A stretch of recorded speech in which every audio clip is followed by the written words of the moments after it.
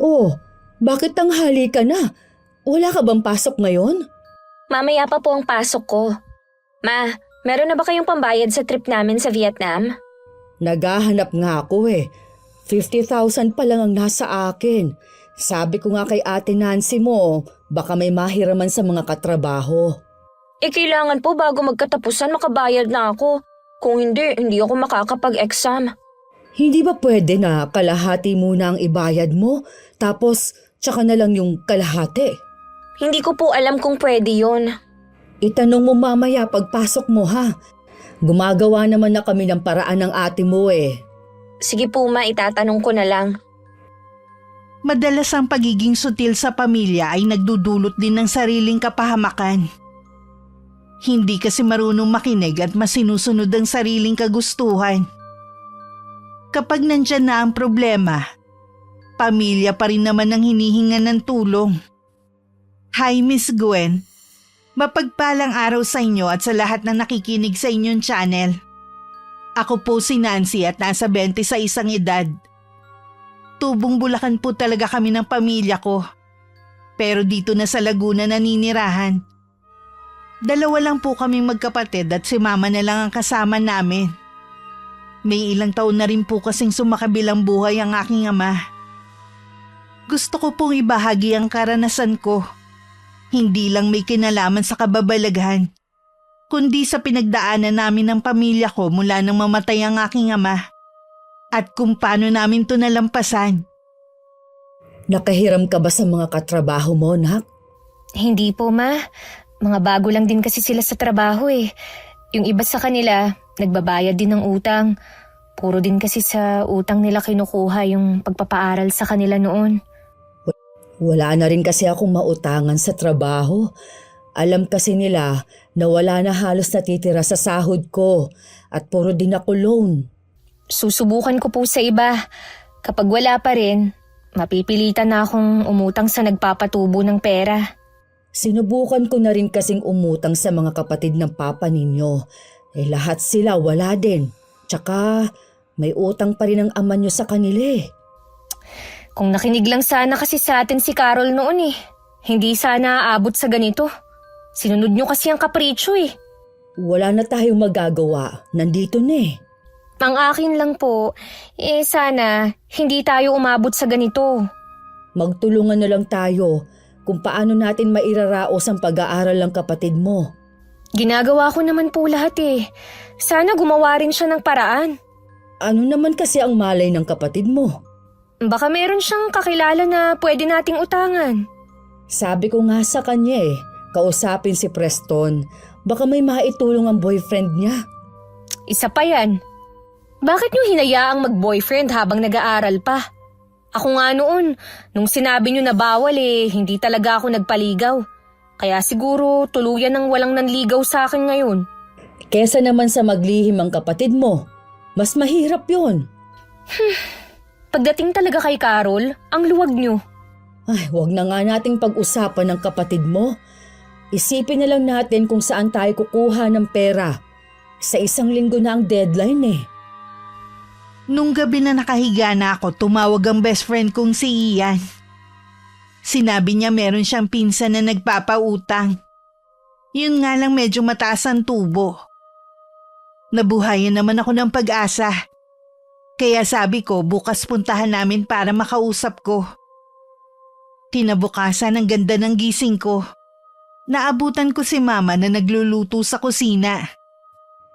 Mukhang maganda yata ang gising mo. Tumawag po kasi si Ian kagabi. Meron na tayong mauutangan. Mamaya po pupuntahan namin paglabas namin ng trabaho. Ay salamat naman iha. Pakisabi rin kay Ian, hulog talaga siya ng langit. Ang dami na niyang naitulong sa atin. Akala ko nga po hindi niya ako matutulungan. Nalapitan na rin niya ang mga kapatid at mga kakilala niya. Mabuti na lang po nag-chat ang pinsan niya sa kanya dahil nalaman sa isa rin nilang pinsan na naghahanap siya ng mauutangan. Wala na tayong problema. Makakabayad na rin ang kapatid mo. Ilang araw na nga yung malungkot Akala siguro hindi siya makakapag-exam. Hindi kasi siya pinayagan na kalahati muna ang ibigay. Sabihin niyo po sa kanya na wag nang malungkot. Matutuwa yun. Makikita ko na ulit na ngumiti ang batang yon. Nang matapos ang oras ng trabaho namin ng araw na yon, nagpasama na ako kay Ian sa bahay ng pinsan niya. Mabilis naman kausap ang babae at maunawain. Imbis nga na 5% ang tubo, kalahati na lang daw. Dahil kaibigan naman ako ni Ian.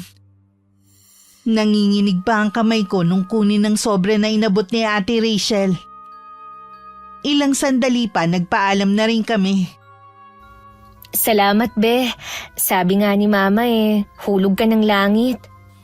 Sabi ko naman sa'yo, be, hindi man kita mapautang ng sarili kong pera, gagawa ako ng paraan. Nawawalan na nga ako ng pag-asa Mabuti na nga lang, nakagawa ka pa rin ng paraan. Hindi ko naman kasi naalala na i-message si Ate Rachel. Mabuti nga at siya na nag-chat sa akin. Ang bait pala ng pinsang kong yun. Oo nga, sa wakas natapos na rin ang problema namin ni Mama. Ay, maiba ako, be. Natapos niyo na bang bayaran yung mga utang ni Tito Bert? Ang laki pa nga ng utang namin na dapat bayaran Ay, huwag mo na masyadong isipin. Makakabayad din kayo. Oo nga, kaya lang ang sakit din pala sa ulo. Sinabi mo pa. Kaya nga ako, hanggat maaari ayokong mangutang. Alam mo naman, nag-iipon ako ng pera. Talagang desidido ka na sa plano mong pagpapa-opera para magmukhang babae? Anong sabi ng mga magulang mo? Okay lang naman. Kung pera ang gagastusin ko. Gusto pa nga ni Mamsi na bumuntis daw muna ako ng babae bago ako magpa-opera. Ew! Kadiri kaya! Tama naman, para may magtuloy ng apelido nyo. Aba, nag-iisa ka nga kasing lalaki sa pamilya nyo. Isa ka pa, gaga. Hindi niyo ako mapipilit. Be, sa totoo lang, maswerte ka sa pamilya mo kumpara sa iba. Suportado ka pa nila sa mga desisyon mo. Hanggang ngayon ba hindi ka pa rin sinusuportahan ng mama mo sa gusto mo? Hindi naman sa ganun.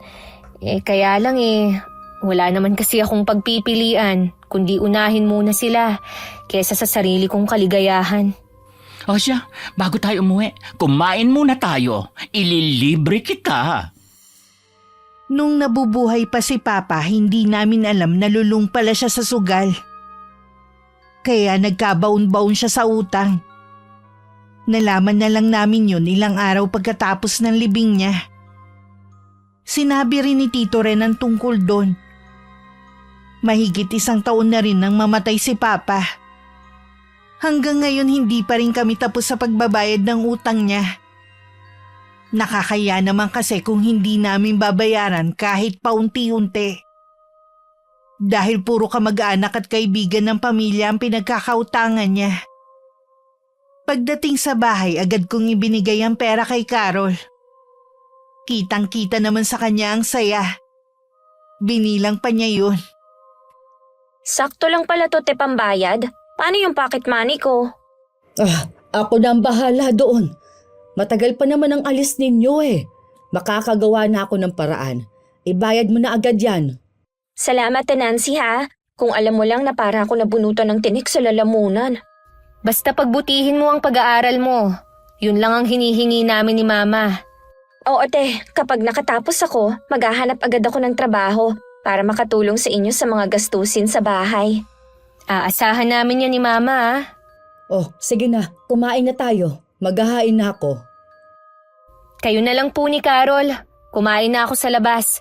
Hindi ko kasi matanggihan si Ian Bihira lang yun manlibre. Sayang si Ian, te. Bagay naman kayo, bakla nga lang talaga.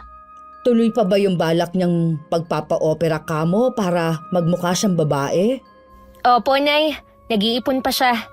Hindi ba siya tumutulong sa mga magulang niya kaya siya nakakaipon? Hindi po. Kahit nung nasa poder pa siya ng mga magulang niya, hindi na siya nagbibigay. Okay lang naman daw sa pamilya niya basta makaipon siya. Ang swerte naman pala niya sa pamilya, no? Sinabi niyo pa, kahit anong desisyon niya sa buhay, laging nasa tabi niya ang mga magulang. Akala ko wala na akong iisiping problema. Kaya nakakapag-focus na ako sa trabaho. Nito kasing mga nakaraan, lagi akong lutang. Dahil pagod, hindi ko napapansin ang kakaibang ikinikilos ng kapatid ko. Minsan pa nga biniro pa ako na ililibre niya ako dahil sa tulong na ginawa ko sa kanya.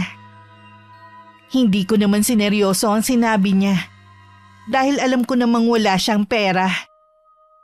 Hanggang si Mama na mismo ang nakapansin kay Carol. Halata kasi sa kanya ang pagkabalisa niya. Magtapat ka nga. May problema ka ba? Wala po, Ma. Anong wala? Kilala kita, Carol. Sa kilos mo pa lang, alam ko nang merong gumugulo sa'yo. Hindi ko po alam kung paano to sasabihin eh. Ang alin ba? Sabihin mo na, masyado na ako nag-aalala. Ma, huwag po kayong magagalit ha. Hindi ko naman ginusto ang nangyari eh. Diretsuhin mo na ako. Ano ang nangyari? Ma, yung perang ipambabayad ko sana sa trip namin sa Vietnam, naisugal ako po. Ano? Pinangsugal mo? Naengganyo po akong isugal kasi sabi nung kakilala ko, malaki ang pag-asa ko na manalo doon. Lahat daw ng tumataya, nagiging triple ang balik ng pera. Huli na nung nalaman ko na nascam na pala ako. Diyos ko! Eh bakit ka naman nagpauto? Maraming manloloko sa panahon ngayon. Lahat ba ng pera isinugal mo?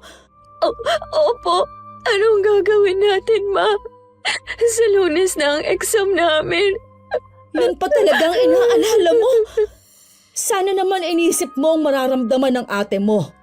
Inutang lang niya ang pera na yon. May tubo yun. Nag-iisip ka ba talaga ha? Gusto ko lang naman na lumaki ang pera ko eh. Hindi ko naman po alam na lolokohin niya ako. Kahit ka mag-anak pa, pagdating sa pera, kayang manloko ng kapwa. Kung alam niyo lang po na hindi ako makatulog nitong mga nagdaang gabi. Iniisip ko yung pera kung paano maibabalik sa akin. Hindi ka pa natuto sa ama mo. Tingnan mo, nabaon siya sa utang dahil sa pagsusugal. Tapos ikaw, ginaya mo pa siya. Desperada na kasi akong magkapere. Ginawa na nga namin ang paraan, hindi ba? Ibabayad mo na lang. Pero inuna mo pang isugal. Patawarin niyo po ako, Ma. Hindi ko naman sinasadya. Humanda ka kapag nalaman ng ate mo. Tanggapin mo na lang ang lahat ng sasabihin niya sa'yo. Total, ikaw naman ang may kasalanan. Nung pagdating ko, tahimik lang sila. Hindi pa rin nila sinabi ang problema. Akala ko naman pare-pareho kaming pagod kaya wala silang imik.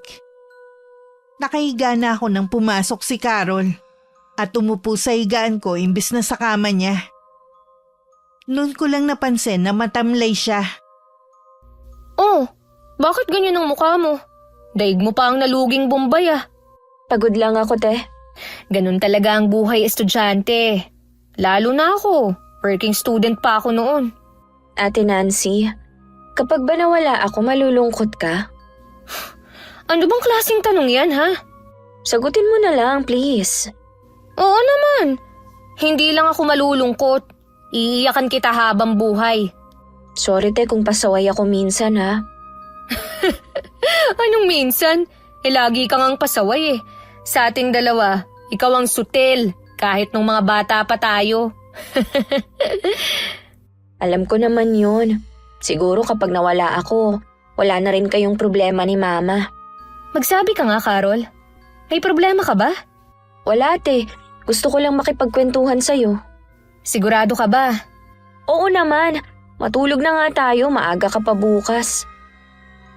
Hindi ko nalang pinagtuunan ng pansin ang naging usapan namin ni Carol.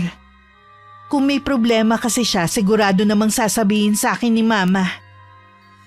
Kinabukasan pinakiramdaman ko si Mama kung may sasabihin. Pero hanggang makaalis ako, wala naman siyang binanggit tungkol kay Carol. Uy be, minsan labas naman tayo kapag walang pasok. Naku be, gustuhin ko man. Alam mo naman nagipit ako eh. Ayoko namang may masabi si mama na alam kong marami pa kaming utang eh. Gumagala pa ako. Minsan lang naman eh. Gusto mo libre kita? Ayoko nga no. Lagi ka na lang nanlilibre sa akin eh. Tsaka meron naman akong naitatabi. Yun nga lang, baka may masabi si mama. Ano ba yung si Tita Heidi? Mula nang mamaya pa si Tito Bert, naging KJ na. Parang gusto kayatang buruhin sa bahay niyo. Pagdating nga sa akin, mahigpit siya. Pero pagdating kay Carol, maluwag naman siya. Buti hindi ka nagseselos sa magkaibang trato sa inyo ng kapatid mo. Hindi naman. Nung nabubuhay naman kasi si Papa, ako ang lagi niyang pinapaboran. Ay, naalala ko na naman si Tito Bert. Hindi mo iisipin na may malaki siyang problema, no? Hindi mo kasi makikita sa itsura niya at masayahin siya lagi. Parang naririnig ko pa mga tawa niya eh. Yung pala, tinatago lang niya sa likod ng tawa ang malaki niyang problema. Kaya nga ang hirap pa rin tanggapin na wala na siya eh. Ay kahit wala na siya, nag-iwan naman siya ng alaala na hindi niya makakalimutan. Yung mga utang niya. Hindi niya rin siguro inaasahan na mawawala siya agad. Akala niya may oras pa siya para mabayaran ng mga utang niya. Naku be, nalulungkot ka na naman. Huwag na nga natin pag-usapan ng tungkol kay Tito Bert. Kahit ilang taon pang lumipas, ganito pa rin ako kalungkot kapag mapag-uusapan ng Papa. Ay siya sa day off natin labas tayo. Sa mall lang naman tayo eh. Gusto ko lang magpalamig. Bahala na be, i-message na lang kita. Wala pa rin akong kamalay-malay sa nangyayari. Minsan naabutan kong umiiyak si Carol sa kwarto namin. Agad naman siya nagbahid ng mga luha. Hindi pa ako nagtatanong, sinabi na niya agad na naiyak lang siya sa nag-viral na video. Hindi naman ako kumbinsido kaya nagtanong na ako kay mama na nasa kusina. Siya talaga ang nagluluto dahil maaga naman siyang nakakauwi galing munisipyo.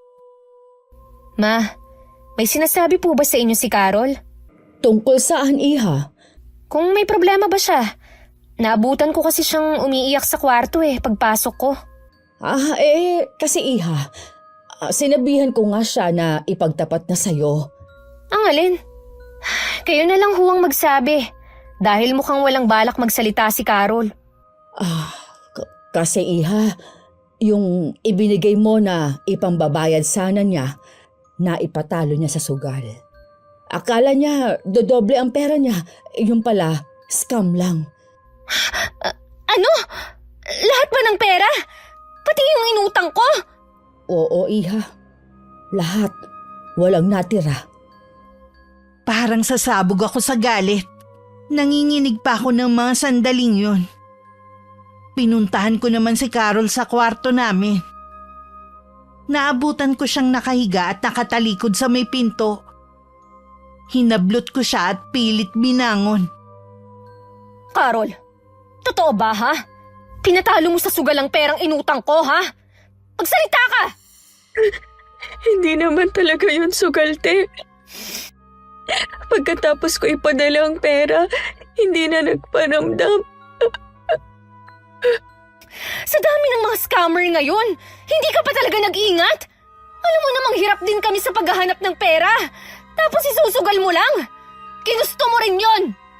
Kaya pala may nalalaman ka pang ililibre mo ko. Yun pala ang ginagawa mo? Ate, sorry. Hindi ko naman sinasadya Sana kasi, inisip mo muna na pinaghirapan namin ni Mama ang perang yon bago mo pinansugal. Hindi ka man lang naawa sa amin. Nahihirapan din nga ako Hindi nga ako makapag-concentrate sa pag-aaral ko ngayon.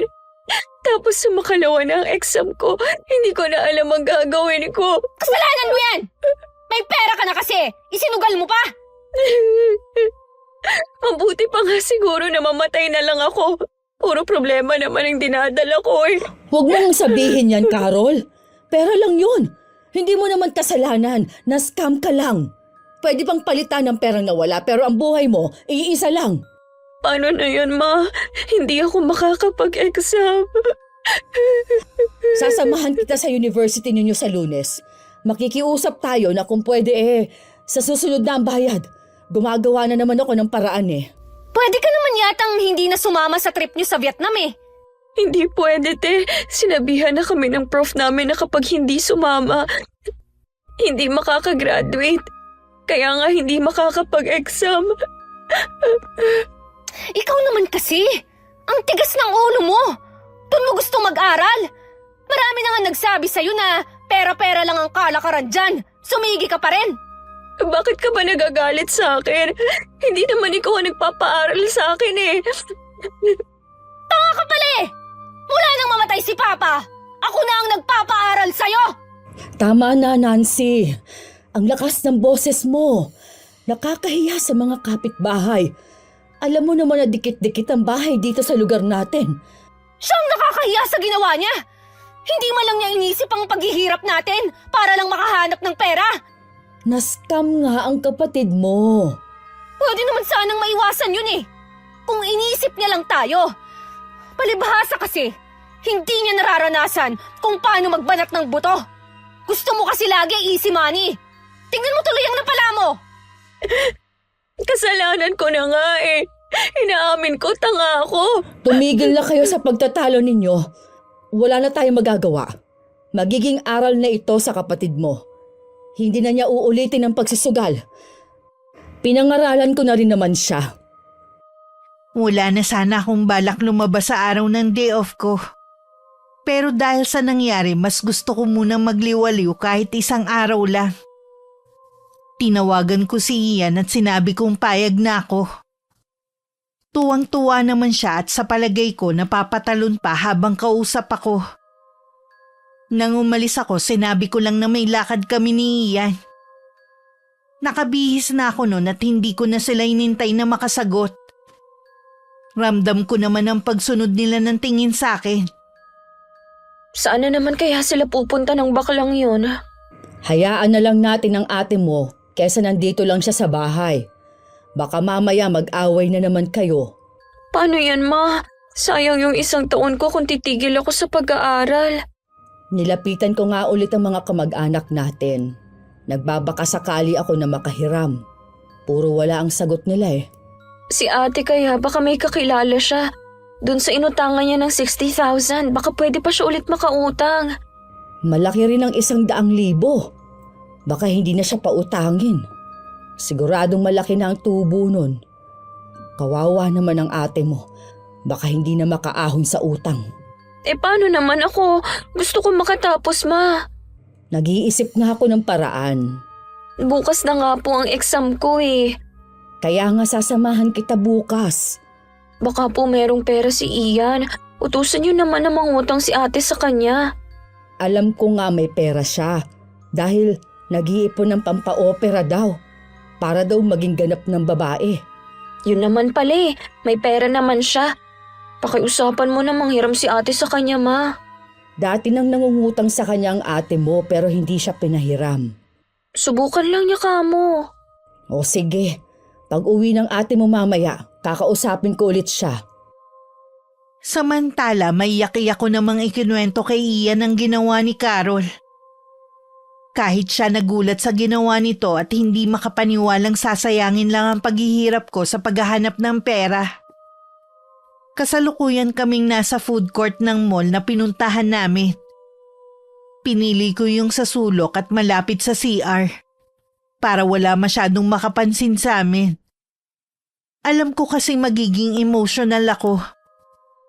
Ano ba naman ang kapatid mo, be? Parang hindi nag-aaral Hindi ginagamit ang utak. Yun na nga Matinding pagpipigil lang talaga ang ginawa ko para hindi siya masabunutan. Tapos ganun lang ang sasabihin ni Tita Heidi.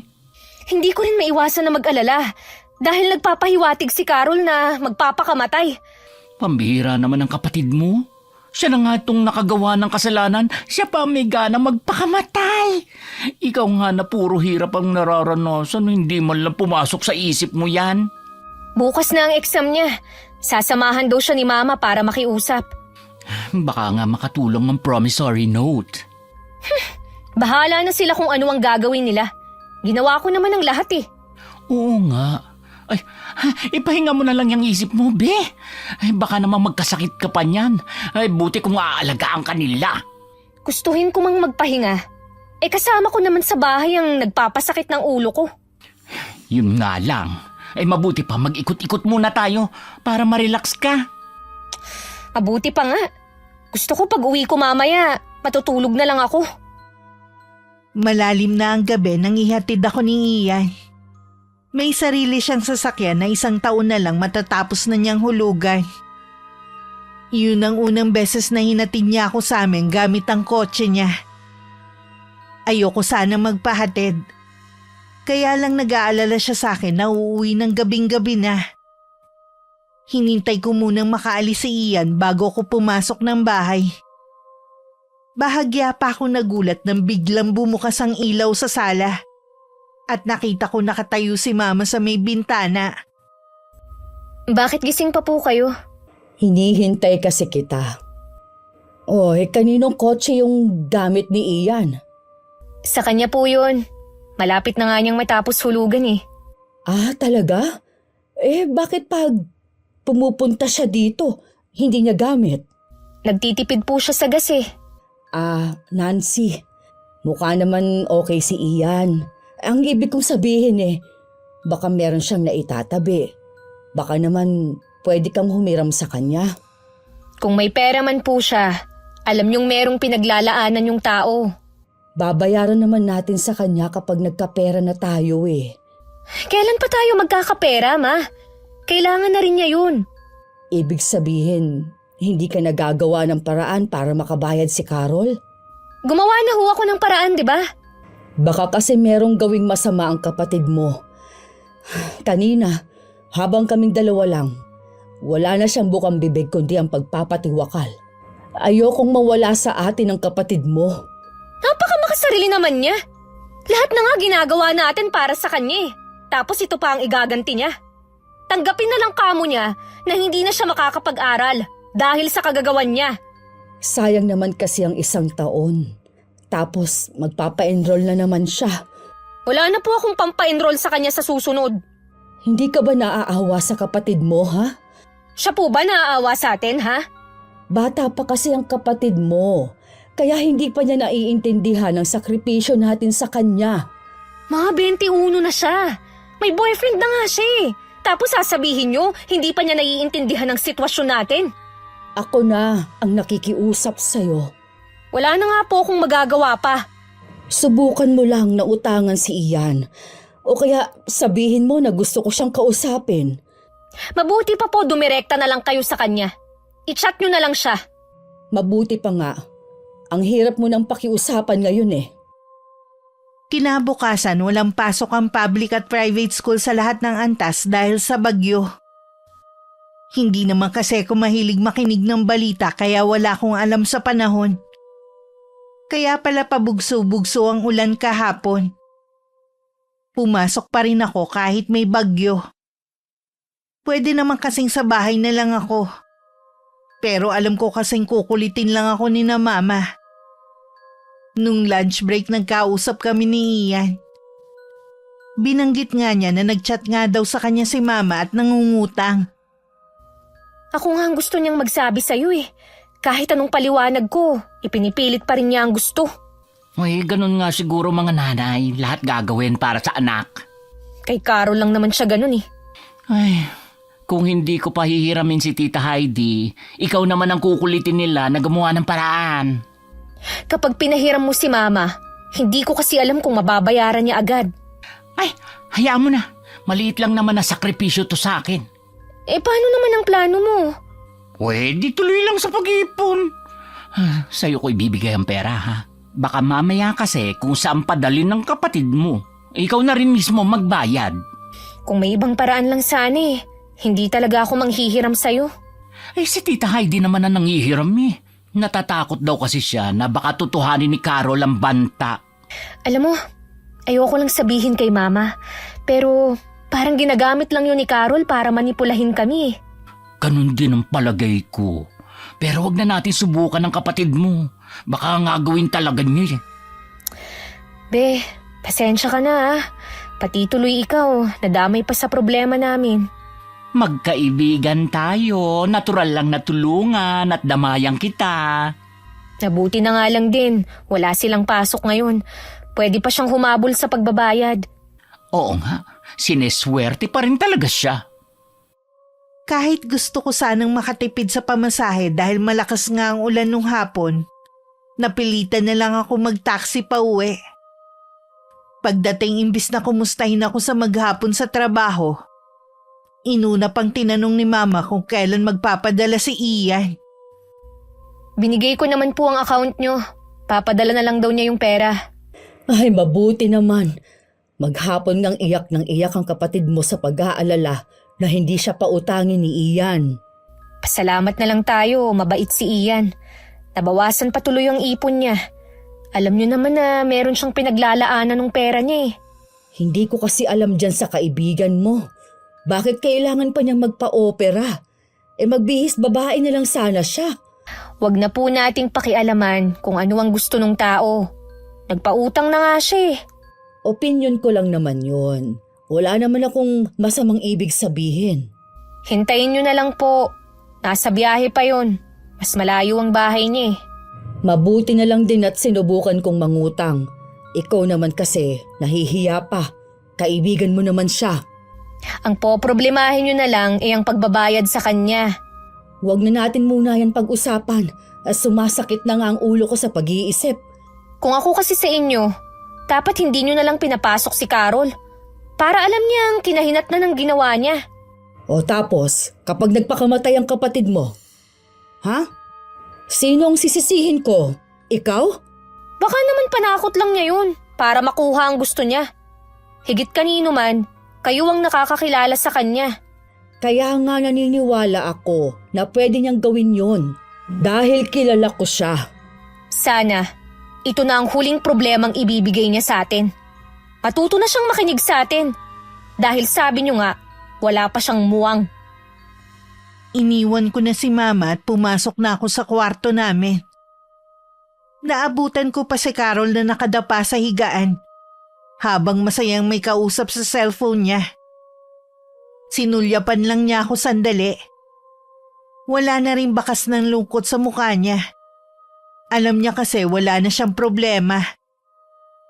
Nakapag-exam nga siya at natuloy ang trip nila papuntang Vietnam. Kinukulit nga ako ni Mama ng pocket money nito. Pero sabi ko, sagad na ako. Hindi ko alam kung saan sila kumuha. Halos 1 linggo rin si Carol doon. Akala ko tapos na ang problema ko, hindi pa pala. Be, may binanggit ba sa iyo ang kapatid mo? Tungkol saan? Nag-chat ba siya sa'yo? Oo eh. Anong sabi? Nagpasalamat sa'yo? Kararating lang niya nung 1 araw eh. Hindi. Hinihiram ang kotse ko. Pupunta daw kasi sila sa Baguio. Tinanong ko nga kung sino magmamaneho at ilang araw sila ron. Aba, nagulat ako sa sinagot. 5 araw daw. Ang lakas naman ng loob niyang hiramin ang sasakyan mo. Alam naman niya na ginagamit mo. Yan nga sabi ko, ginagamit ko kako. At saka layo ng pupuntahan nila. Hindi ko naman kilala yung magmamaneho. Paano kung may mangyari, di ba? Kahit kailan talaga, hindi nag-iisip ang babaeng yun. Akala niya, ganun lang kadaling manghiram ng kotse. Kaya nga eh. Huwag mo siyang pahihiramin kahit anong sabihin niya. Sinabi ko naman na hindi pwede. Hindi na rin naman nag-chat. Kilala ko yun. Kukulitin ka nun. Mangungonsensya pa yun. Nakuha, wag naman siyang ganun. Pinahiram ko na nga siya ng pera eh. Huwag mo na lang pansinin kapag nag-chat sa'yo. Kapag kinulit ka at kung ano-ano na ang sinasabi, isumbong mo sa akin. Ako na ang bahala sa kanya. Baka panakot na naman niya, magpapakamatay siya. Panakot nga lang niya yun. Si Mama naman dalang-dala. Sana kasi nag-working student na lang siya nung mamatay ang ama niyo. Di kahit papano, makakatulong pa siya. Iba siya mag-isip. Palibhasa nga kasi, nasanay na hindi pinaghihirapan ng mga bagay na gusto niya. Sa mga magulang mo naman pala ang problema eh. Pero hindi rin eh. Bakit ikaw iba ka? Naalala ko, Laging binabanggit ni Papa noon.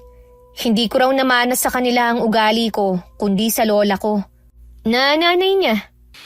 Kaya naman pala eh. Meron sana ako sasabihin sa'yo. Pero saka na, malayo pa naman. Hindi ko na rin muna binanggit kay Mama ang tungkol sa sinabi ni Ian na panghihiram sa kanya ng kotse ni Carol. Parang kararating lang din niya. Hindi pa kasi siya nakakapagpalit ng pambahay. Mukha rin siyang Biyernes Santo. May problema na naman po ba? Ay, nalulungkot lang ako. Sumahod kasi ako. 500 na lang ang natira sa akin. Pinambayad ko na sa utang. Ganun po talaga. May obligasyon pa tayo eh. Huwag na kayong malungkot. Makakaraos din tayo. Kailan pa? Baka hanggang sa magretiro ako, nagbabayad pa rin ako ng utang. Huwag kasi kayong mag-isip ng negatibo. Tsaka huwag nyo nang isipin kung magkano pa ang utang na kailangang bayaran. Basta bayad lang kayo ng bayad. Hanggang mamalayan nyo na lang na tapos na pala. Minsan, naiisip ko kung pinarurusahan ba ako ng Diyos dahil hindi na ako nakakapagsimba. Isipin nyo na lang po na pagsubok lang ito sa atin. Minsan, binibigyan niya tayo ng problema, hindi para magdusa, kundi para maalala natin siyang lapitan. Siguro nga anak. Ma, umuwi na po ba si Carol? Nag-chat sa akin kanina. Baka daw gabihin siya. Ay, kawawa nga ang kapatid mo eh. Bakit naman siya kawawa? Paano kasi nagkukwento siya nung nasa Vietnam daw sila. Wala man lang siyang nabili na kahit ano kundi kape lang. Samantalang ang mga kaklase niya, ang daming nabili na pasalubong. Hindi naman po yun ang ipinunta niya ron eh. Kahit na, nakakaawa pa rin. Hindi po yun nakakaawa. Dahil nagawan naman natin ang paraan kung paano siya makakasama dun. Sa 1 linggo nga, sa Baguio naman daw sila pupunta. Wala nang katapusan na gastos. Ganun talaga. Gusto niya sa private school siya pag-aralin eh. Ang dami naman kasing university na libre. Kung may gastos man, maliit lang ang mga babayaran. Naisip ko nga na tama ka. Sana sinunod ko na lang ang sinabi mo nung mamatay ang papa ninyo na ilipat na siya ng eskwelahan. Sa bahay kasi na to, ako ang lagi niyong hindi pinapakinggan eh. Para din naman sa pamilya natin ang sinasabi ko eh. Alam ko naman yon. Patawarin mo sana ako kung nababaliwala kita lagi. Pakiusap lang po, Ma, ha? Kayo na lang ang bahala sa gagastusin niya sa pagpunta nila ng Baguio. Wala na talaga akong malalapitan. Gumagawa na nga ako ng paraan. Sabi ko sa kanya, magsabi rin sa mga pinsan niya na may trabaho na. Baka sakali na may magpautang sa kanya. Tama lang na kumilos din siya. Hindi na siya prinsesa para lahat ibigay sa kanya. Alam ko na hanggang ngayon, nagagalit ka pa rin sa kapatid mo. Sana naman kalimutan mo na yon. Naaapektuhan kasi ang relasyon ninyong magkapatid eh. Basta, wag lang siyang gagawa ng katangahan ulit. Wala na siyang gagawin na magpapahamak sa kanya. Sana nga. Sige na, Ma. Magpapahinga muna ako. Kanina pa kasi masakit ang ulo ko eh. Biglangan sumakit ang ulo ko. Nang makapagpalit ako ng damit, nahiga lang ako. Hindi ko naman alam na makakatulog ako. Hindi ko rin namalayan ang pagdating ni Carol at pagpasok sa kwarto namin. Lingid sa akin, meron na naman siyang hinihiling kay Mama. Na kahit si Mama hindi alam kung paano siya mapagbibigyan. Naalimpungatan na rin ako dahil sa narinig kong pag-uusap nila. Saan naman ako hihiram ng kotse ha? Walang basta-basta magpapahiram sa atin. Yun nga pong kotse ni Ian, ilang araw lang naman eh. Di ba nga, sabi sa'yo ginagamit niya? Mag-bus ka na lang, makakamenos ka pa. Mahirap nga po, hindi ko alam kung paano bumiyahe sa bus. Baka maligaw pa ako eh. Di ba may kaklase ka naman nakasama? Imposible naman na walang nakakaalam ni isa sa kanila. Mas madali nga kasi kapag may kotse. Kung pinipilit mo talaga, ikaw ang maghanap ng mahihiraman. Nag-chat nga ulit ako kay Ian pero hindi na siya sumasagot. Hindi kaya nagsumbong na siya kay ate? Hindi pa siguro dahil wala namang binanggit ang ate mo kanina. Napakadamot naman ng baklang yun. Hindi ko na nagugustuhan yung lumalabas sa bibig mo, ha? Naturingan kasi siyang kaibigan ni ate, walang silbi. Anong walang silbi ang sinasabi mo dyan? Sa kanya nga galing yung pera na ibinayad mo para makasama ka sa trip niyo sa Vietnam. Sige na nga po, ako na lang ang bahalang maghanap ng mahihiraman. Makinig ka na lang sa akin. Mag-bus ka na lang papunta doon kasama ng mga kaklase mo. Baka kung ano pang mangyari sa kotseng hihiramin mo siguradong kami na naman ang ate mong mamomroblema sa huli. Napapailing na lang ako sa narinig kong pag-uusap nila. Sa hapunan, tahimik lang kami. Nagpapakiramdaman sa isa't isa. Kinabukasan day off ko, nagkita na lang kami ni Ian. Tawang-tawa siya habang nagkukwento ko sa kanya tungkol kay Carol. Ibang klase rin ang kapatid mo, be. Maipili talaga ang gusto. Ay, ang dami nga niyan chat sa akin Talagang hindi ko pinansin. Siguradong nagngingit-ngit na sa galit yun. Nagulat nga ako Hindi siya kinampihan ni Mama. Kinontra pa siya sa gusto niyang mangyari. Ay, baka natauhan na rin si Tita Heidi. Ay, sana nga. Dahil totoo naman na kapag may masamang nangyari sa kotse na hihiramin nila, kami na naman ni Mama ang problemado sa huli. Sinabi mo pa, be. Ang dami niyo nang ang problema ni Tita dadagdagan pa niya. Kapag hindi siya nakinig sa amin, bahala na siya sa buhay niya. Hindi ko na siya tutulungan. Lalayasan ko pa sila kapag nagkataon. Uy, gusto ko yan. Nagiging palabang ka na, be. Dapat nga nung ka pa bumukod Nasa tamang edad ka na rin naman. Tingnan mo ko, pagka-graduate ko pa lang, hinayaan na ako mamuhay mag-isa ng mga magulang ko para daw matuto ko sa buhay. Iba naman kasi ang sitwasyon mo sa akin Sa bagay nga. Ay, sana dumating yung panahon na makakapag-enjoy ka rin. Ano nga pala yung sasabihin mo sa akin sana? Yayayain sana kita na magbatangas tayo kapag medyo maluwag-luwag ka na. Naku be, hindi pa yan mangyayari hanggat nag-aaral pa si Carol. Ay, yun na nga din na naisip ko Tingnan mo nga yung itsura mo. 25 ka pa lang pero ang tanda na ng itsura mo. Lagi na lang nakakunutan noo. Ay sige ka, lalo kang tatandang tignan yan.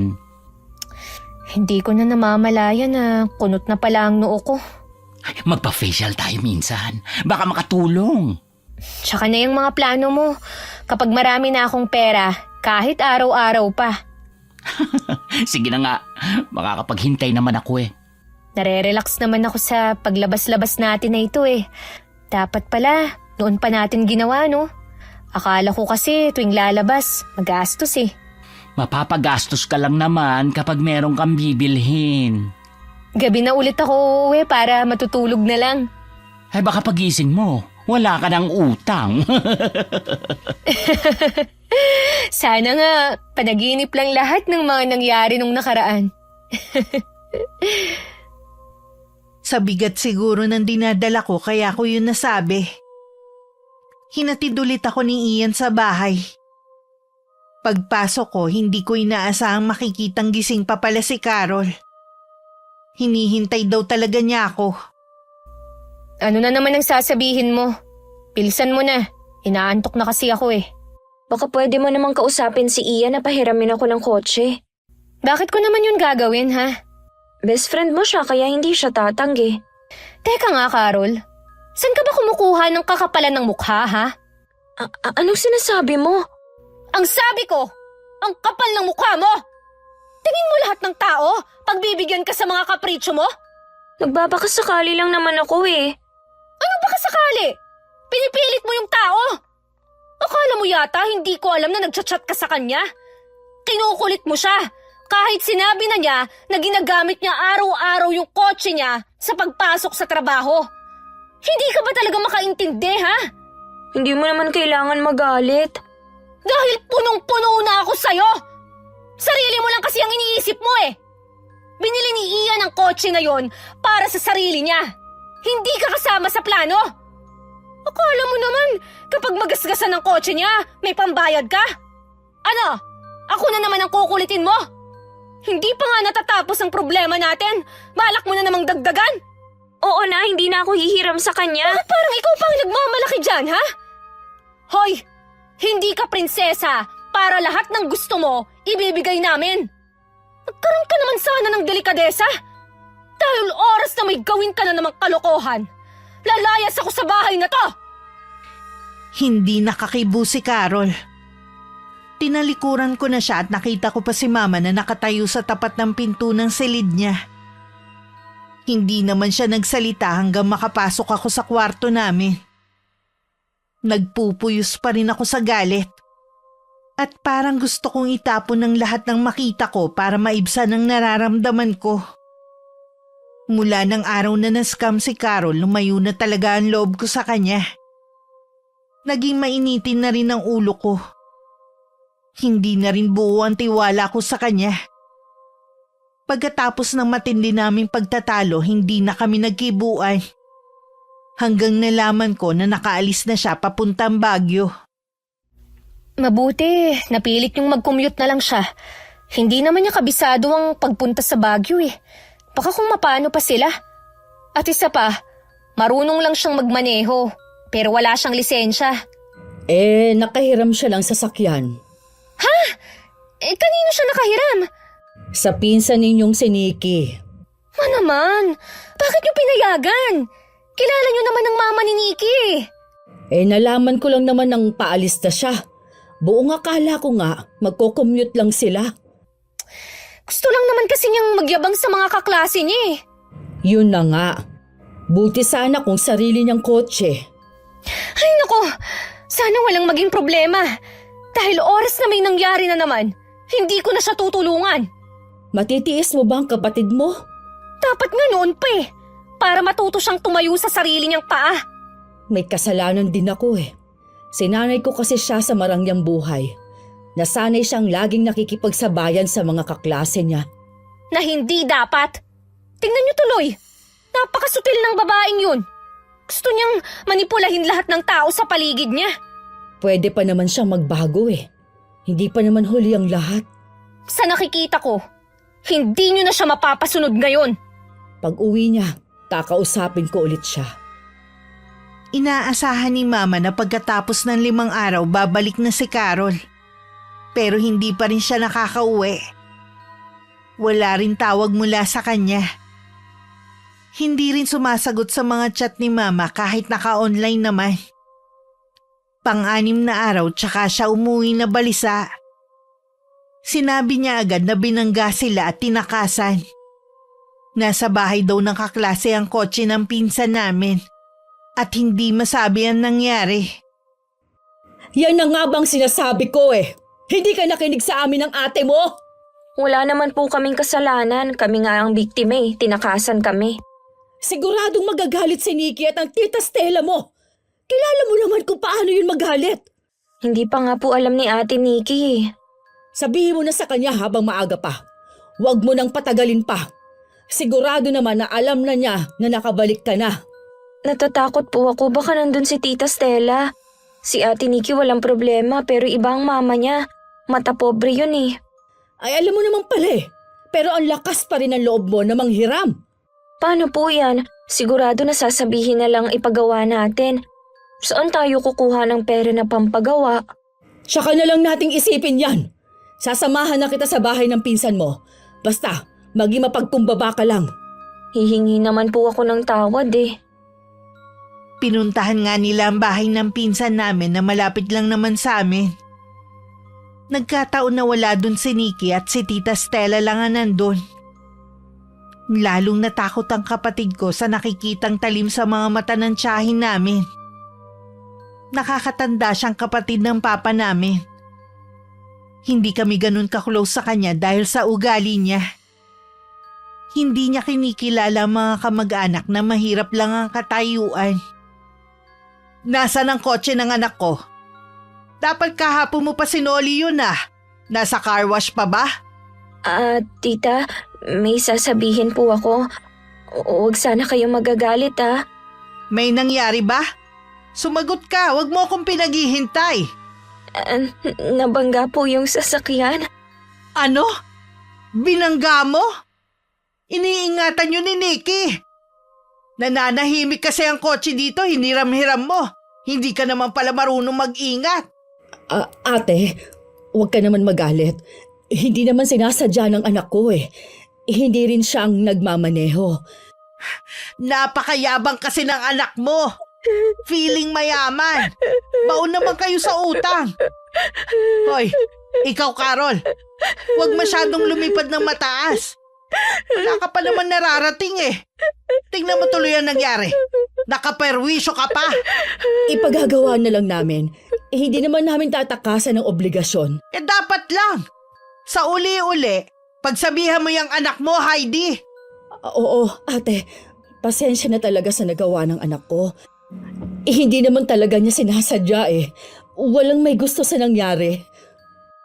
Hanggang makauwi, walang tigil sa pag-iyak si Carol. Maliban kasi sa mga masasakit na salitang sinabi sa kanya ng tiyahin namin, napahiya din siya sa mga taong nakarinig sa mga sinabi ni Tita Stella. Awang-awa naman sa kanya si Mama. Wala siyang tigil sa pagpapatahan sa kapatid ko. Maya-maya tumawag ang tiyahin ko. Tinatanong kung nasan ang kotse at sila mismo ang kukuha at magdadala sa talyer na pipiliin nila. Bakit dadalhin na agad nila? Wala pa naman tayong pera na pampagawa. Narinig mo naman ang sinabi ko. Ang sagot lang sa akin, maghanap na ako ng pera sa lalong madaling panahon. Sorry, Ma, ha? Hindi ko sinasadya. Nabigyan kayo ng problema. Kung nakinig ka lang sana sa amin, hindi tayo aabot sa ganito. Magbibigay naman po ng pera ang kaklase ko. Hindi pa rin sapat yun. Saan po tayo lalapit para humingi ng tulong? Iniisip ko na nga kung kanino pa ako pwedeng lumapit eh. Hindi na pwede sa mga katrabaho ko. Sira na kasi ako sa kanila. Wala nang magtitiwala sa akin na magpautang. Sa mga kamag-anak naman natin, may utang pa tayo sa kanila. Si Ate Nancy na lang palang pag-asa natin. Nakalimutan mo na ba ang sinabi niya, ha? Kapag may problema ka na naman na ginawa, hindi na siya tutulong sa atin. Sinabi niya lang yun. Hindi niya ako pababayaan. Hindi ako kayang tiisin ni Ate Nancy. Kilala mo ang ate mo kapag sinabi niya. Pakiusapan niyo po si Ate, Ma. Oo naman, kakausapin ko pa rin siya pagdating niya. Tatanggapin ko na lang ang mga masasakit niyang salita. Basta tulungan lang niya ako. Sana naman kasi, maging aral na sa'yo ang nangyari. Kanina pa ako hindi mapakali. Kahit nung tanghalian, hindi rin ako makakain. Hindi ko naman maintindihan ang sarili ko. Tama nga siguro si Ian. Kailangan ko rin magbakasyon para ma-relax. Mula kasi na magtrabaho ako, subsob na ako sa trabaho at wala nang oras sa sarili. Pinag-iisipan ko na rin bumukod. Baka yun lang ang kailangan ko para magkaroon ng peace of mind. Hindi ko naman tatalikuran ang obligasyon ko sa pamilya at sa mga utang namin. Siguro kapag nakapagtapos na si Carol, pwede na akong magpaalam. Mabuti, maaga ka umuwi. Kanina pa kasi kita hinihintay eh. Nakabalik na po ba si Carol? Oo. Oh, bakit naman ganyan ang mukha niyo? May problema na naman ba? Kasi, yung kotse na ginamit ng kapatid mo, nabangga. Ano? Yun na nga bang sinasabi ko eh. Eh di siguradong galit na galit si Tita Stella. Ganun na nga. Gusto niyang ipagawa natin ang kotse. Ay naku, paggawan niyo ng paraan kay Carol.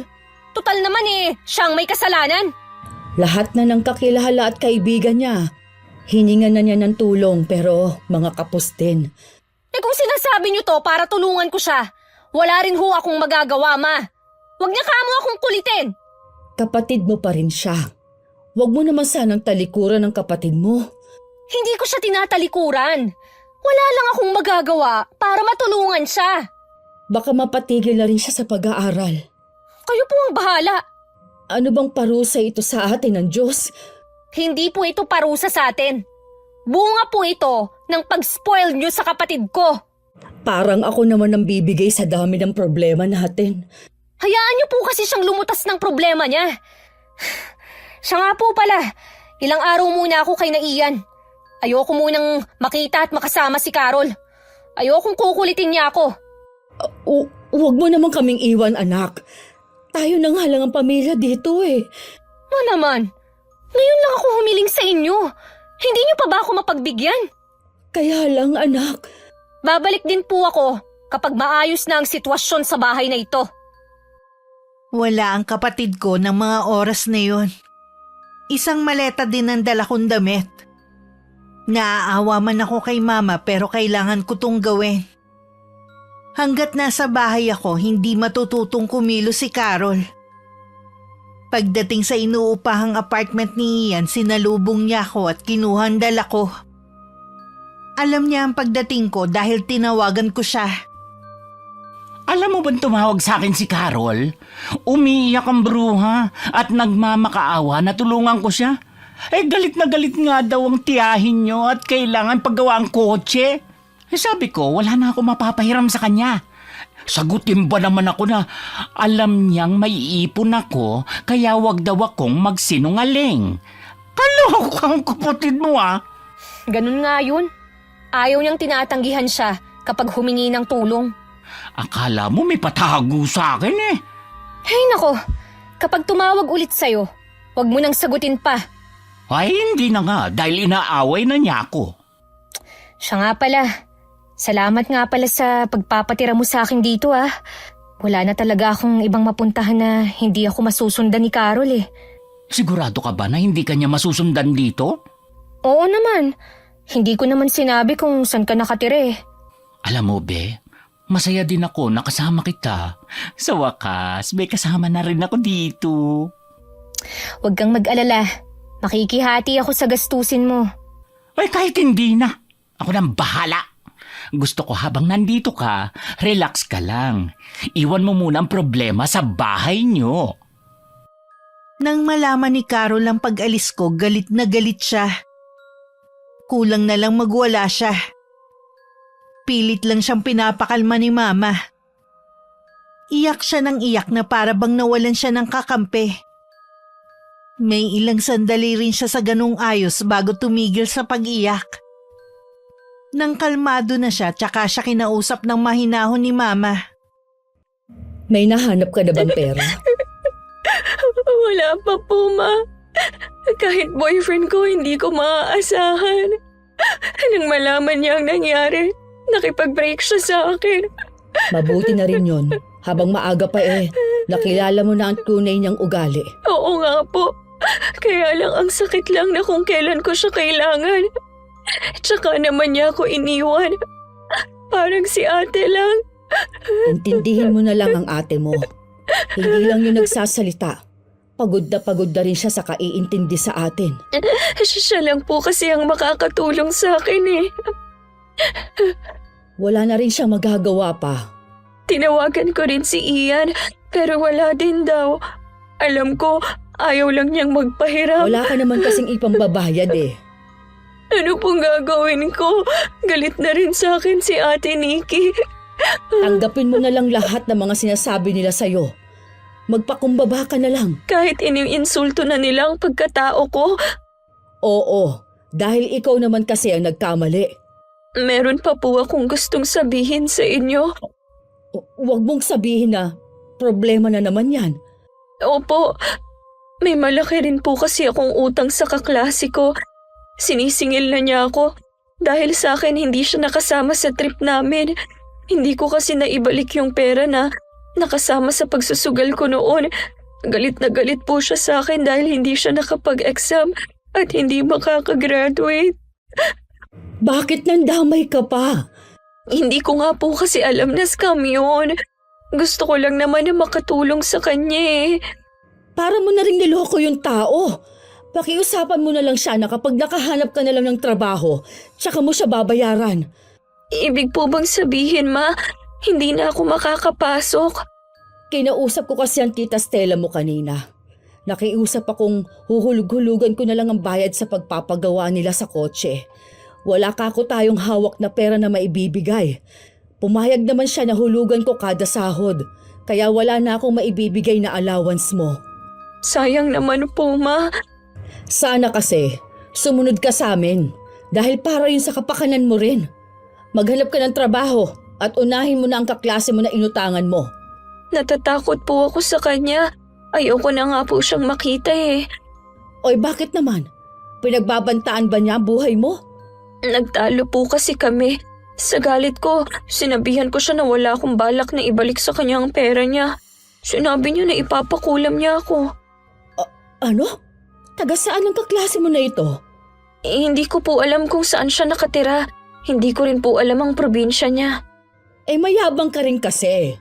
Dapat humingi ka na lang ng tawad sa kanya. Ikaw pang may ganang magalit. Mainit lang po kasi ang ulo ko. Kung ano-ano rin kasi ang sinabi niya sa akin.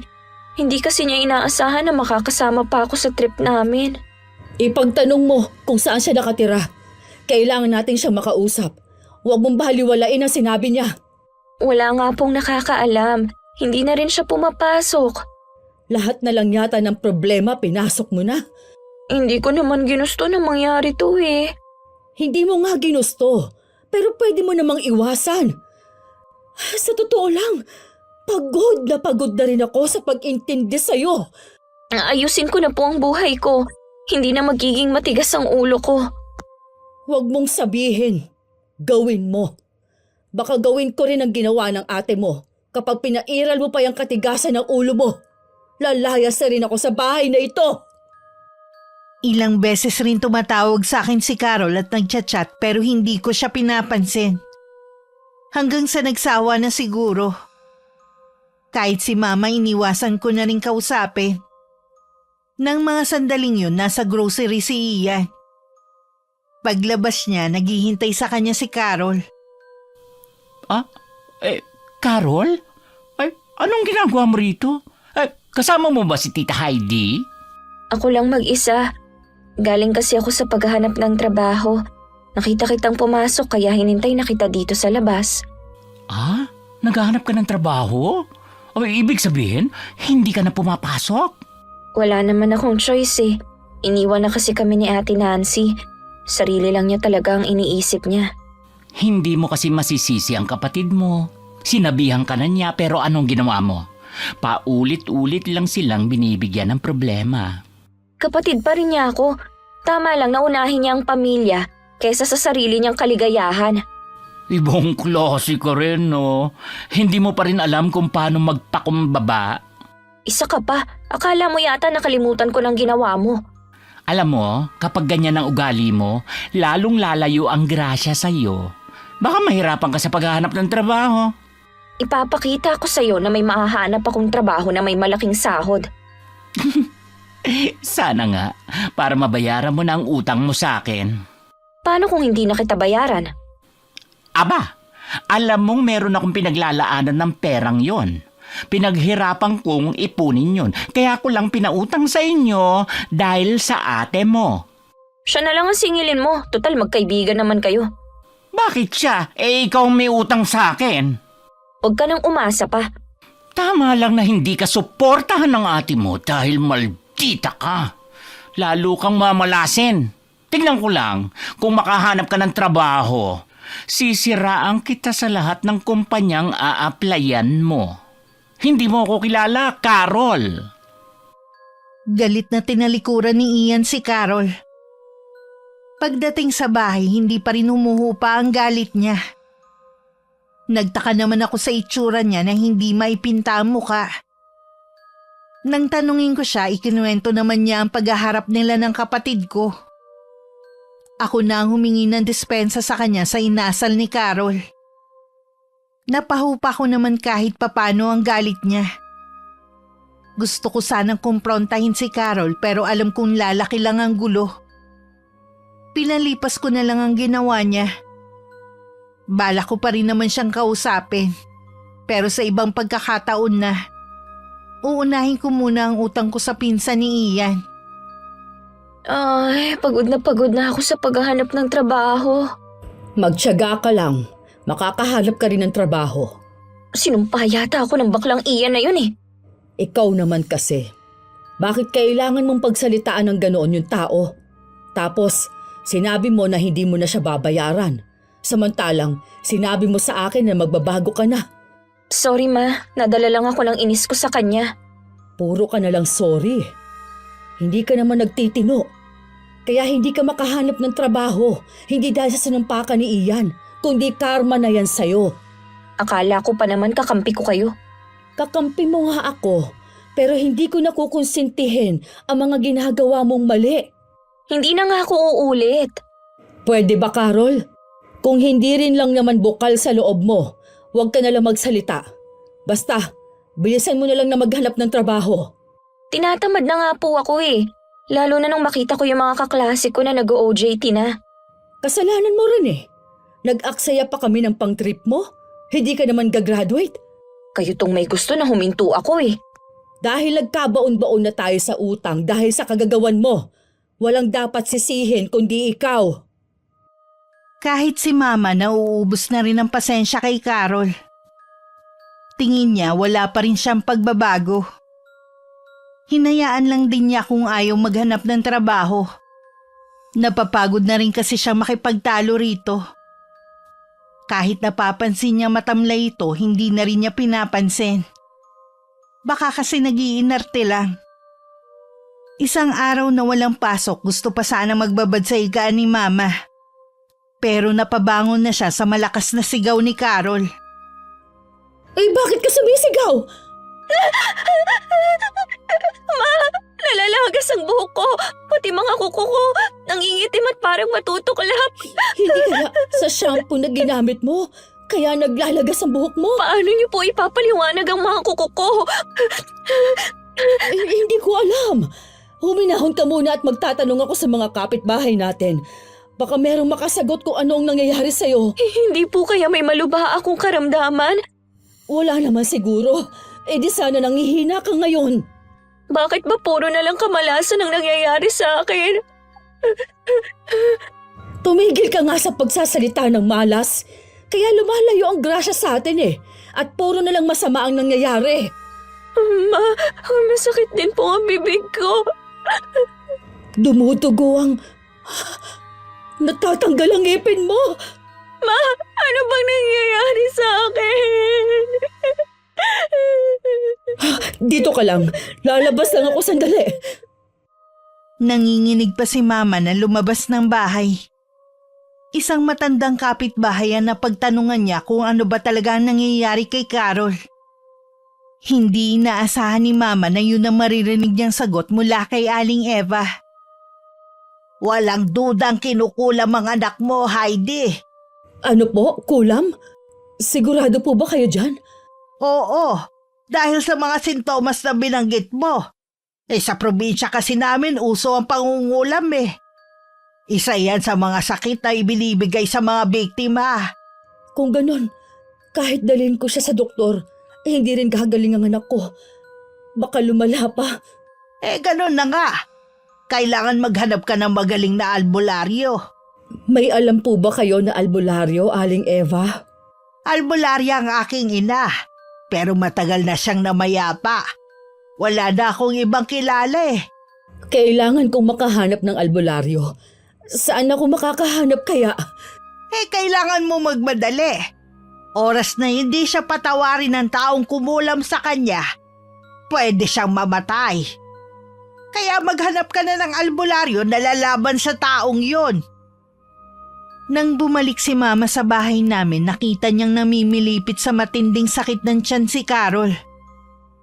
Agad siyang lumapit at tinawakan ng tiyan nito. Nagulat siya sa tigas. Parang kasing tigas ng bato at malamig ang pawis nito. May nalaman po ba kayo? Sabi ni Aling Eva, may kumukulam daw sa'yo. Hindi po kaya yung kaklase kong si Rita? Siya lang naman ang nagbanta sa akin eh. Posible nga. Kapag hindi ka niya mapatawad, pwede ka mamatay. Hindi ko naman po alam kung nasan siya para makahingi ng tawad. Kailangan nating makahanap ng magaling na albularyo. Siya na ang bahala sa kung sino man namang kukulam na yon. Saan naman tayo maghahanap? Hindi ko nga alam. Tatawagan ko ang ate mo. May pakialam pa kaya siya sa atin? Oo naman. Sobrang sakit ba ang tiyan mo? Kaya ko naman pong tiisin. Dahil walang pasok, maghapon ako natulog. Umalis naman si Ian para dalawin ang pamilya niya. Sinadya kong i-off ang cellphone ko para walang abala sa pamamahinga ko. Hapon na nang magising ako. Doon ko lang nakita na maraming message sa akin si Mama. Bigla ko napatingin kay Ian na kararating lang din. Oh, bakit ganyan ang itsura mo? Mama mo ba yung nag-chat sa'yo? Oo, may sakit daw si Carol eh. Pinapauwi ako. O ano, uuwi ka ba? Ay pwede naman kitang ihatid. Tapos uwi din tayo. Baka kailangan lang ng pera ni Tita Heidi. Siguro nga, baka walang pambili ng gamot. Pasensya ka na, Beha. Nawala na talaga ako ng amor sa kapatid mo eh. Hanggang ngayon, masama pa rin ang loob ko sa kanya. Naiintindihan naman kita eh. Pagkahatid mo naman sa akin pwede ka nang umuwi. Oy, hihintayin na rin kita kahit sa labas lang ako ng bahay nyo. Halika na, baka gabihin pa tayo. Sige, nag-aalala rin ako eh. Kahit sutil ang kapatid kong yun, ayoko naman na mapaano siya. Sa labas pa lang sinalubong na ako ni Mama na umiiyak. Paputol-putol niyang sinabi ang kalagayan ni Carol. Ang tumatak lang sa isip ko ang sinabi niya may kumukulam dito. Wala sanang balak pumasok si Ian. Pero nang marinig yun, pumasok na rin siya para makita ang kalagayan ng kapatid ko. Kanina pa siya natutulog. Mabuti na rin siguro dahil iyak siya ng iyak. Naubos na ang buhok sa ulo niya, pati mga kuko niya, pati mga ngipin niya. Isa-isa na nagtatanggalan. Meron ding lumalabas sa tainga niya. Kanina, akala ko kung ano, pero may lumabas na alupihan doon. Kaya pala dumadaing siya na masakit. Tama po kayo, Tita Heidi. May kumukulam nga kay Carol. Yun nga ang sabi ng matandang kapitbahay namin. Gusto ko na siyang dalhin sa ospital kaya lang baka lalong lumala ang kalagayan niya. Huwag niyo pong gagawin yan, Tita. Ilalagay niyo lang sa kapahamakan si Carol. May kakilala ka bang albularyo, iho? Meron po. Kaya lang, hindi ako sigurado kung buhay pa ang matandang yon. Malayong lolo namin siya eh. Tatawagan ko nanay ko at itatanong ko sa kanya. Tawagan mo na, iho. Ma, alam niyo po ba kung sino ang gumagawa nito kay Carol? Yung kaklase lang naman niya ang nagbanta sa kanyang ipakukulam siya. Ginamit rin kasi niya ang pera ng kaklase sa sugal, kaya gumaganti sa kanya. May kasalanan naman pala siya eh. Oo nga, pero hindi sapat na dahilan yun para ipakulam niya ang kapatid mo. Sana lang buhay pa ang lolo ni Ian at kaya pang manggamot. Sana nga, iha. Ayoko mawala ang kapatid mo. Ay, Tita Heidi, magandang balita. Buhay pa daw si Lolo Guido at nanggagamot pa. Yun nga lang, sabi ng nanay ko, hindi pwedeng lumabas ng baryo nila si Lolo dahil nawawala ang bisa ng panggagamot niya. Kung ganon, tayo na lang ang pumunta sa kanya. Sige po, ihatid ko na kayo sa kanya. Binigay naman ng nanay ko ang direksyon papunta dun eh. Naghanda na kami para sa pag-alis. Binalot na lang namin ng kumot si Carol. Mahimbing pa rin siya natutulog. Tinabihan siya ni Mama sa likod ng sasakyan habang nasa harapan ako. Marami namang kapitbahay ang nakikiusyoso sa amin. Umaandar na ang kotse nang mapansin ko si Tita Stella na nakatayo sa di kalayuan at nakatingin sa amin. Habang daan, dinig namin ang mahinang usal ng pagdadasal ni Mama. Inabot na rin kami ng gabi. Madilim ang daan dahil magkakalayo ang mga poste ng ilaw. Nakakapagtaka na talaga. Hoy, baka naman mabangga tayo sa kakalingon mo. Ay, hindi mo ba napapansin? Paikot-ikot lang tayo eh. Kasi 3 beses na nating nadaanan yung punong mangga na yun na nasa tabing kalsada. Ang tinitingnan ko, yung mga poste ng ilaw. Pare-pareho kasi sila eh. Sana naman hindi tayo pinaglalaruan. Naku, wag naman sana. Ituloy mo lang ang pagmamaneho mo. Sa totoo lang, pagpasok pa lang natin sa lugar na to, nagtatayuan ang balahibo ko. Wala ring signal kaya hindi ko matawagan ng nanay ko. Itatanong ko sana kung malapit na ba ang Baryo Mapula. Wag mo naman akong takutin, Ian. Alam mo naman na duwag ako pagdating sa ganito eh. Hindi ako nananakot. Sinasabi ko lang ang nararamdaman ko. Magdasal na lang tayo para makaalis na tayo sa lugar na to. Ay, kailangan na talaga natin makaalis. Baka dito pa tayo tumirik.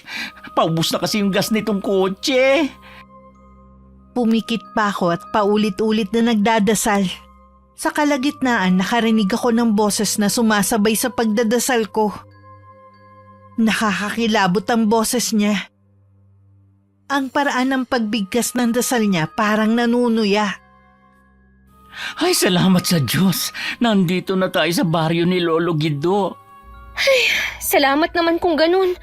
Hindi naman pala liblib tong lugar eh. Marami na rin kasing bahay na bato. Ay, ayun ang bahay ni Lolo. Yung may puno ng duhat sa harapan. Nandiyan pa rin palang puno na yan.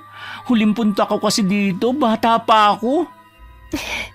Gagaling na rin ang kapatid ko. Hindi tayo pinabayaan ng Panginoon na maligaw. Isang matandang babae ang nagpakilalang kapatid ni Lolo Guido ang sumalubong sa amin. Nagpakilala rin si Ian at umaliwalas naman ang mukha ni Lola Iya. Pagpasok namin sa bahay, naroon si Lolo Guido. Parang alam na nito ang pagdating namin. Lumapit sa kanya si Ian at nagmano sabay pakilala. Hinawakan naman siya sa mukha ng matandang lalaki. Matindi ang galit ng taong gumawa nito sa iyong anak. Gusto niyang pagdusahan ito. Nagmamakaawa po ako. Iligtas po ninyo ang anak ko. Ay, huwag kang mag-alala. Lahat gagawin ko para gumaling ang dalagang ito. Ngayon pa lang po, nagpapasalamat na ako sa inyo. Humarap na si Lolo Guido sa kanyang munting altar at saka nagsimulang umusal ng Latin na salita. Nagaling sa libreta na ipinamana pa sa kanya ng mga ninuno. Tingin ni Mama humiwalay ang kaluluwa ng matandang lalaki at naglakbay kung saan. Samantala, sa labas na lang kami naghintay ni Ian. Kinuwento ko rin sa kanya ang naranasan ko kanina. Talaga bang merong humahadlang sa atin? Para hindi tayo makarating sa bahay ng lolo ko? Ganun na nga. Mabuti na lang. Hindi ako nagpatalo sa nilalang na yun. Hindi ka talaga matatalo. Malakas ang pananampalataya mo eh. Sana gumaling na si Carol. Gusto ko nang bumalik sa dati ang lahat. Magaling si Lolo Guido. Kaya wala kang dapat ipangamba. Sana lang, pati ugali ng kapatid mo magamot na rin. Yan din ang hiling ko. Para din naman sa kanya yun eh. Kahit binigyan niya ako ng sama ng loob, hindi ko pa rin gugustuhin na mapahamak siya. Kung ano-ano pa ang pinagkwentuhan namin ni Ian. Katulad ng konti na lang daw pwede na siya makapagpa-opera. Masaya ako para sa kanya dahil malapit na niyang matupad ang pangarap niya. Malakas naman kasi ang loob niya na pumunta ng Thailand. Dahil meron siyang tiyuhin na doon na nakatira na tutulong sa kanya. Alam kong magtatagal siya doon at ngayon pa lang nalulungkot na ako. Umaga na noon nang matapos gamutin ni Lolo Guido si Carol. Pumasok muna kami sa loob.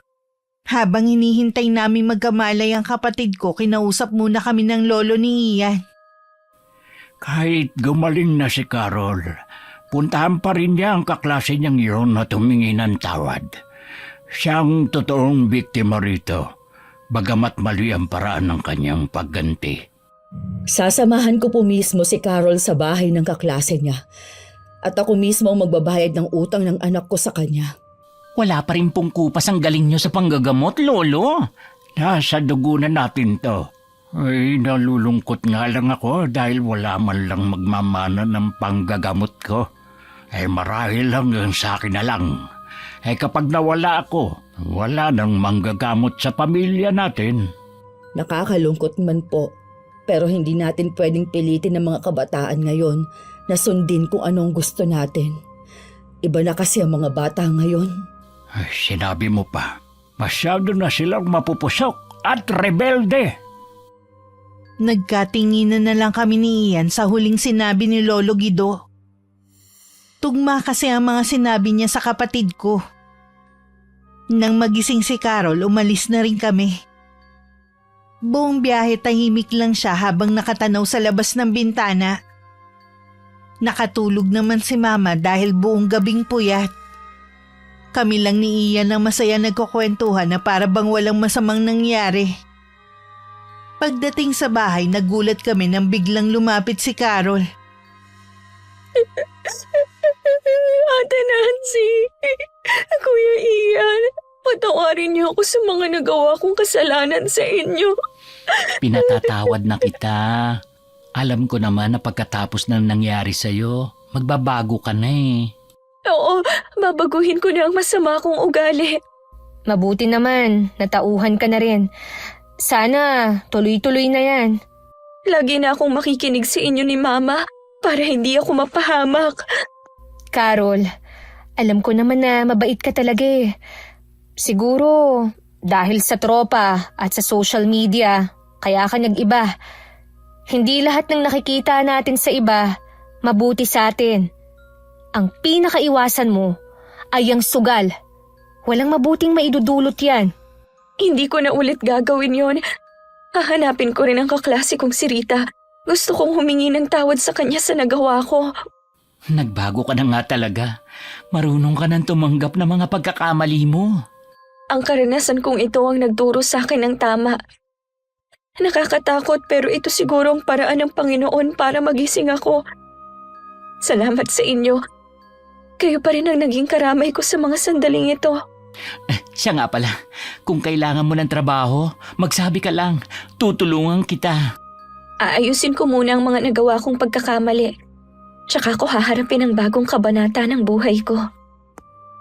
Ilang araw ding hinanap ni na Mama at Carol ang bahay ng kaklase niya. Nang magkita nga sila, natakot pa sa kanila ang babae na kasing edad lang ng kapatid ko. Agad na humingi ng tawad si Carol sa kanya. Napaiyak naman ito at humingi din ng tawad sa maling nagawa. Hindi na rin inalam ni Mama kung siya ba mismo ang kumulam sa kapatid ko. Ang mahalaga, nagkapatawaran na ang dalawa. Ibinigay na rin nila ang perang nakuha ni Carol sa kanya. Lumipas ang mga buwan. Yun na ang pinakamalungkot na sandali para sa akin. Kailangan na kasi magpaalam ni Ian. Uy be, nag-promise kang hindi ka iiyak. Mas nauna pang ang tumulo ang luha mo sa akin eh. Paano? Ang lungkot agad na mukha mo. Bukas pa naman ang alis ko. Ang daya mo kasi. Ayaw mong magpahatid sa akin sa airport. Kahit nga pamilya ko, hindi ko pinayagan na maghatid sa akin eh. Baka kasi bumaha ng luha. Natural lang yun, no? Dahil mahal ka nila at gusto ka nilang ihatid sa huling sandali. Grabe naman sa huling sandali, be. Ano yun? Libing ko lang? Isa to sa mamimiss ko eh. Yung pagpapatawa mo sa akin. Mamimiss talaga kita ng sobra. Lagi naman kitang tatawagan eh. Be, mag-iingat ka dun ah. Huwag mo akong ipagpapalit. Alam mo naman na ikaw lang ang best friend ko eh. Oo naman, be. Ikaw lang ang best friend ko forever. Mahigpit ko pa siyang niyakap. Aabutin kasi ng ilang taon bago siya bumalik. Doon na rin niya kasi balak magtrabaho hanggang mabago lahat ng gusto niyang baguhin sa sarili. Nang umalis si Ian, mas naging malapit palalo ako sa pamilya ko. Hindi ko na rin tinuloy ang pagbubukod. May trabaho na rin si Carol kaya natutulungan niya kami sa pagbabayad ng utang. Happy birthday, Ma! Salamat mga anak. Wala na akong mahihiling pa kundi ang makasama ko kayo palagi. Lalo na sa mga ganitong okasyon. Kami rin, Ma. Wala nang mahihiling pa basta kasama ko kayo ni Ate Nancy. Hindi man tayo buo katulad ng dati. Nag-aaway man at nagkakasamaan ng loob. Ang mahalaga, ang pagmamahal natin sa isa't isa, ang nangingibabaw pa rin. Tama ka, Iha. Normal na sa isang pamilya ang samaan ng loob. Ang importante sa huli, tayo pa rin ang nagdadamayan. Kainin na natin ang handa. Kanina pa ako nagugutom eh. Sige na, umpisahan na natin kumain. Mahal ko kayong dalawa. May mga pangyayari talaga sa buhay natin na magtuturo sa atin ng leksyon para makita ang mga mali nating nagawa sa sarili, sa kapwa at maging sa kapamilya. Ang mahalaga, natuto tayong tumanggap ng pagkakamali, magpakumbaba at handang magbago. At may mga tao din na dumadaan sa buhay natin hindi para saktan, bigyan tayo ng sama ng loob o maging kaaway natin. Dumadaan sila sa buhay natin para iparamdam na mahalaga tayo bilang tao. Sana po nagustuhan ng mga taga-subaybay ng channel nyo ang ibinahagi kong kwento. Naway kapulutan din ito ng aral, Miss Gwen. Salamat po sa pagpili ng sulat ko. Wakas,